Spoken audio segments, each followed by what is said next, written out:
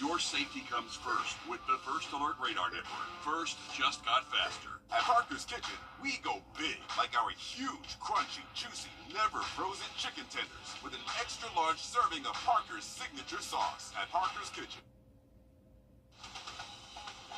Live from Augusta, you're watching News 12 at 6 o'clock. Good evening and thanks for joining us. I'm Will Rio. And I'm Zana Halliburton. New today, we're learning more about the upcoming funeral for a Columbia County deputy killed in the line of duty. You're looking at the route. The procession will take Monday morning starting around 11:20. Deputy Brandon Sykes' body will leave Petite Funeral Home on Davis Road and travel just over 5 miles to the Columbia County Performing Arts Center. The procession will go through Washington Road, Ronald Reagan Drive, Evans Town Center Boulevard, and finally Main Street. Community members are welcome to line the procession route to show your support for Sykes' family and the Columbia County Sheriff's Office. The funeral will then begin at noon. All of this comes as 12 on Your Side continues to investigate the suspect that killed Deputy Sykes and critically injured Deputy Gavin White. James Montgomery's family says he was no stranger to law enforcement. His family told News 12 that he made pipe bombs all his life and it was just something he did as a kid growing up. But this turned out to be a deadly combination when paired with reported mental illnesses.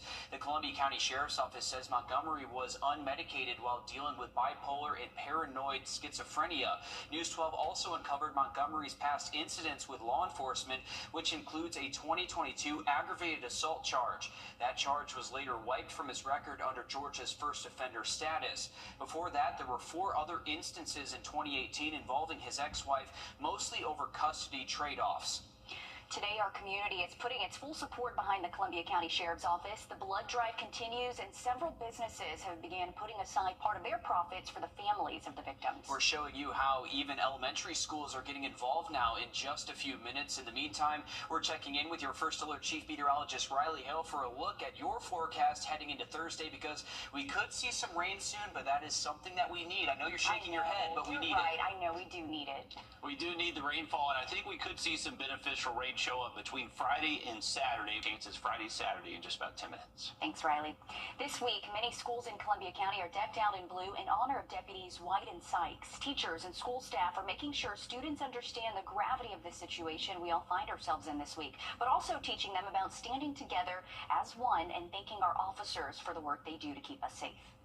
To just represent them and show that we love and respect them for protecting us. I think it's important to share that we support them and that we're grateful for them and all that they do. Thank you, Columbia County Office. So sweet. That's powerful stuff. I know. They already understand the gravity of this and are thanking our officers. Those were all students from Augusta Christian, but they're not alone in showing their support. Audrey Dickerber joins us live from Augusta Preparatory Day School. Audrey, it's heartwarming to see that our students know the importance of our local deputies out there.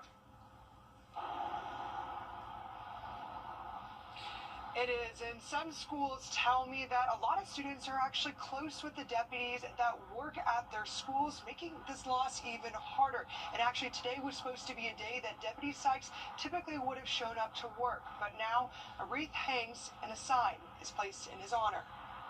Feeling his absence now more than ever. We immediately were heartbroken. In the immediate reaction, it was also shock.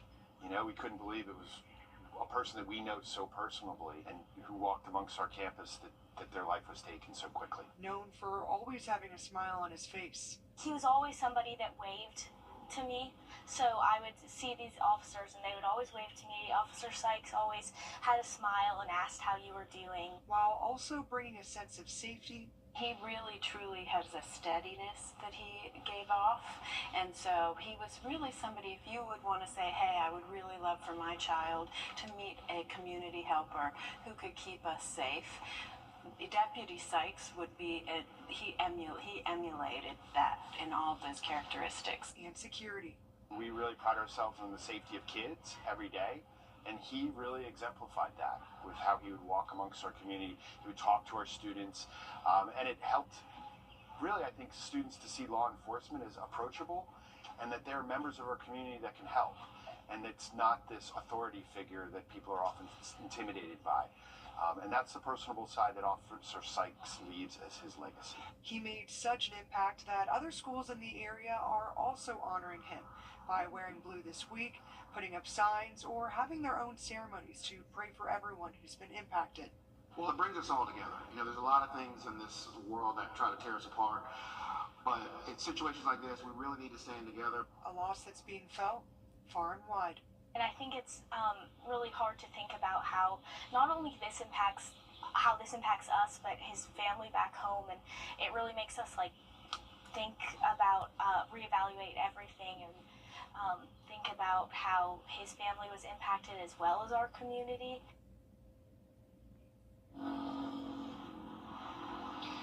And Augusta Prep also plans on having a private celebration of life for Deputy Sykes on Friday. And Augusta Christian is also going to be praying over some Columbia County deputies tomorrow for the National Day of Prayer. And we know all throughout the week, a lot of the schools in the area are going to be wearing blue as well. So you can just really tell how much everyone is really coming together to show support. And this is exactly what our law enforcement officers in our community strive to do, is make that impact. And you can see right here, that's on display with Deputy Sykes and also Deputy Gavin White as well. And we know as the days goes on, the support will only keep pouring in within our community. Thank you, Audrey, for that. Over at Christie's Coffee, A Cup of Joe also gives money back to the families of the victims. The Harlem Coffee Shop is just one of several businesses that have vowed to set aside portions of their profits to benefit these families and give our community a way to help out. And blood donors are giving back to help replenish the local blood supply in honor of Deputy Gavin White. White needed several units of local blood to help in his recovery process, so eligible donors each went through a moment of discomfort to help save lives. Shepherd Community Blood Center says so many people have showed up for this effort. Yesterday was a great turnout from the community. We really appreciate the support here. All of this blood goes right back into our community to help local patients in need. In addition to helping local hospitals with these donations, Shepherd is donating $20 to deputies' families for each donation made yesterday and today. We'll let you know exactly how much our community raised as that information becomes available. Chances are you'll spot a blue ribbon around town in the coming days. That's because a Thompson florist, Richard's Flowers, gave away free ribbons to honor Deputy Sykes and White. We're told the giveaway was a great success, and they'd already ran out just a few hours after starting to hand them away. A good gesture there. To Augusta now, where the county's Planning and Development Director has announced her resignation. Carla Delaney says her last day will be on May 30th. Delaney has worked for the city for a decade. This will be yet another director position that Augusta commissioners will have to work to fill. It took commissioners more than a year to choose the replacement for Parks and Recreation Director, and Augusta's Housing and Community Development Director, Hawthorne Welcher, is currently on paid administrative leave, so that position's future is unclear right now. There's also the matter of a full-time EMA director, which commissioners have sought to fill since the new year. New tonight, a 79-year-old man is arrested for reportedly attacking a hospice care worker in her car while outside of a patient's home. The victim sharing this video she managed to record on her phone during the encounter. Take a look. Open the door. Don't come banging on my window. Do not. Shut up. Aiken County Public Safety officers say this happened Monday on Bellread Drive. The victim says the man, John Rosso, drove up on her while she was pulling into a patient's home. The video shows him banging on her window, and as the victim rolled down her window, Rosso reportedly hit her in the face and cursed at her. Throughout the video, you can hear him yelling at the victim as she manages to get out of her car and into the yard of her patient. Rosso follows her, and at one point he reportedly told her that she didn't belong there. When authorities got to the scene, they noted injuries on the victim's face. Rosso's charged with assault and battery, 3rd degree. We're working to learn more about this case, and we'll keep you posted. And happening now, we're taking you live to the Sand Hills Community Center, where community members are discussing the future of the Weed School. The school was bought by Augusta's Housing and Community Development Department earlier this year, and there are hopes to turn the space into an affordable senior living apartment complex, or maybe a grocery store, library, shopping plaza, health center, or a mixed-use space. This meeting is your chance to share your thoughts on that. It started at the top of the hour. Of course, we'll let you know what comes out of this meeting, all new on News 12 at 10 and 11 o'clock tonight. Columbia County's first freestanding ER is on its way. Today we stopped by to see the progress on this $15 million ER where the Old Fats Cafe used to be on North Bel Air Road. Doctors Hospital now says work is going along well and it should be open by fall. This ER will be staffed 24/7, 365 days a year, and will have the same level of care as an emergency room located within a hospital. Advanced equipment for CT and X-rays will be inside as well as a lab and pharmacy. Well, heading into our weekend, we are bringing back the chance for some thunderstorms, possibly showing up as soon as Friday afternoon. Have an update for you just after the break. Time and Temp, brought to you by your First Alert weather team. I'm Attorney George Singh. High temperatures a little bit cooler, close to 80, and luckily my clicker still works. That's the good news. That was a great attempt at catching it, though, Riley. You tried. Well, 7 new divers just graduated with the Columbia County Fire Rescue Dive Team. Your First Alert meteorologist Emily Acton caught up with them to see what their mission is going into the summer. That's my goal, is to get this dive team #1 in the state. The addition of 7 new members to the Columbia County Dive Team brings their total to over 40, and there's a lot of water to cover. We have 15 miles of river and 78,000 acre lake, and in the county itself there's over 1,200 ponds and swimming pools, so the need of a dive team is greatly needed. With more people hitting the water over the next few months, here are the big things to look out for. The main thing is watch children, life jackets. We can't stress enough life jackets, especially if they're on a boat. It's a state law. Keeping the community safe is a job they take seriously. It is nothing recreational whatsoever. It's basically recovery of victims, items that was maybe tossed. Being a diver not only takes physical strength, the mental load can be just as hard. The biggest challenge, in my opinion, we call them gremlins. It's the little gremlins inside your head that, especially if it's blacked out and you can't see anything, it's the little gremlins, that tells you something's out there that's going to get you. In Columbia County, Emily Acton on your side. Yeah, certainly not an easy job, but we do appreciate what they do. Yeah, and it's good to have new graduates there, so congratulations to the new guys and girls who are joining the team there. Well, coming up in sports, the Southland Conference champions' names were called during the Men's Division I golf selection show, where the Jags are headed, coming up next in sports. First Alert Radar, powered by Jim Hudson Automotive Group. Memorial Day saving drive by Sunday. On your sideline, sponsored by Chandler Law Firm. The NCAA Division I men's golf regional fields were announced. 81 teams, 6 regional sites. The Jags now know where to book that ticket. Over at the Golf House, the Jags becoming one of 14 to get the Tallahassee regional bid. Augusta comes in at 12, top of the list, Ole Miss, and Georgia at number 4. Jags are fresh off their 3rd straight Southland Conference title. The top 5 advance, so they're hoping that momentum carries them through.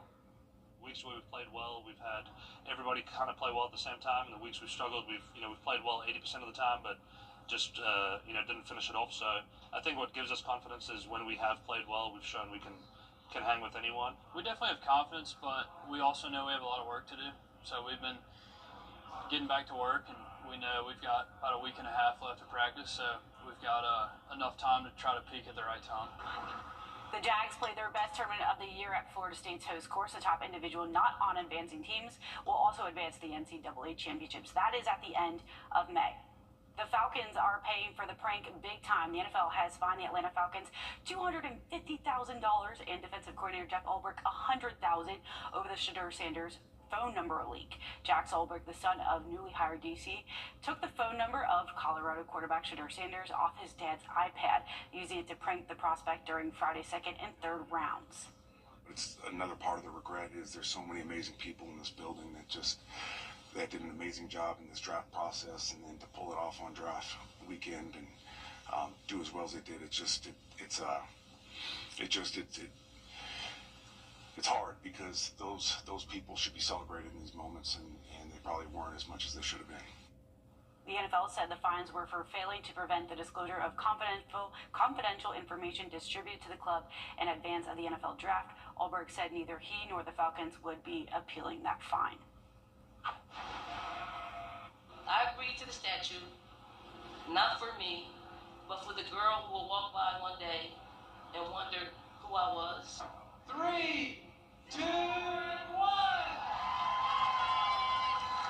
The city of Columbia unveiled its newest statue in honor of Gamecock women's head basketball coach Dawn Staley. 3 national championships, 7 Final Fours, 9 SEC titles. The statue was 2 years in the making. She already is one of the most prominent people in women's basketball. There you go, Will Rio, the GOAT. And definitely a worthy trophy, or not a trophy, but a statue there for Coach Staley. Definitely well-deserved for her. All the championships she's won. 3-degree guarantee brought to you by Tub Doctor. Our forecast, 87, actual high 88, $50 more heading towards the Boys and Girls Clubs of Greater Augusta. And look at your 7-day forecast just after the break. It's the lazy. All right, remember, if you want to check this out later tonight, we have 2 different passes of the Starlink satellite chains. First one's going to be at 8:45. The better one, though, is going to be at 9:07. That's what I would set my alarm clock for. It's going to be directly overhead at 9:10, so all you have to do is look straight up. Should be passing us right by. And this is actually going to be a really good one later tonight. Should be bright and high enough to where most spots should be able to see it here across the CS array. The only thing we don't need is cloud cover. There are a few clouds out there right now. Those should continue to decrease as we head past sunset. By tomorrow morning, we're waking up generally mostly sunny, but cloud cover does start to trend back into the forecast by our Thursday afternoon. Dry weather through our Thursday, but as we head into Friday, by the afternoon, we'll have a few showers and thunderstorms bubble up. You can see it's not widespread, though, so that's the thing. The chance for storms is there, but not guaranteed for everybody. Once we get to Saturday, same general concept, maybe slightly better coverage of storms throughout the day, but once we get to Sunday, we're cooler and looking drier. Thanks for that, Riley. We're back live on 26 News at 7. And for News 12 at 10 and 11 o'clock. Thanks for watching.